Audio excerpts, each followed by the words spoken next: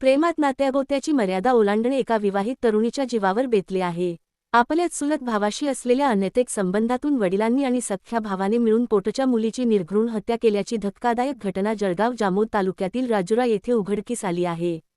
या घटनेने संपूर्ण जिल्ह्यात मोठी खळबळ उडाली असून नातेसंबंधाला काळिमा फासला गेला आहे।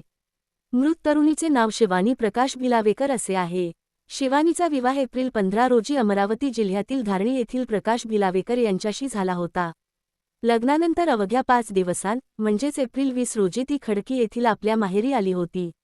मात्र शिवानीचे तिच्या चुलत भावाशी प्रेमसंबंध होते। ही बाब तिच्या कुटुंबियांना मान्य नव्हती। वडील आणि भावाने तिला अनेकदा समजावून सांगण्याचा प्रयत्न केला, परंतु शिवानी आपल्या निर्णयावर ठाम होती। 23 एप्रिलच्या मध्यरात्री संतापाच्या भरात वडील आणि भावाने शिवानीची हत्या केली। केवळ हत्या करून ते थांबले नाहीत, तर पुरावा नष्ट करण्यासाठी त्यांनी तिचा मृतदेह पेटवून दिला आणि शरीराचे काही अवयव राजुरा परिसरातील शेतात फेकून दिले। घटनेची माहिती मिळताच बुलढाणा स्थानिक गुन्हे शाखा आणि जळगाव जामोद पोलिसांनी तपासाची चक्रे वेगाने फिरवली।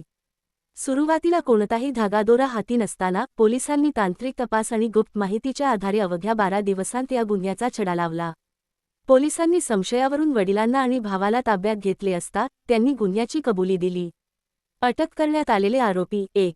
बापूराम नथू कमलेकर वय 55 वर्षे, वडील 2.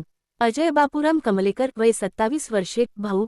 ही कारवाई पोलीस अधीक्षक निलेश तांबे, अपर पोलीस अधीक्षक अमोल गायकवाड आणि उपविभागीय पोलीस अधिकारी आनंद महाजन यांच्या मार्गदर्शनाखाली करण्यात आली।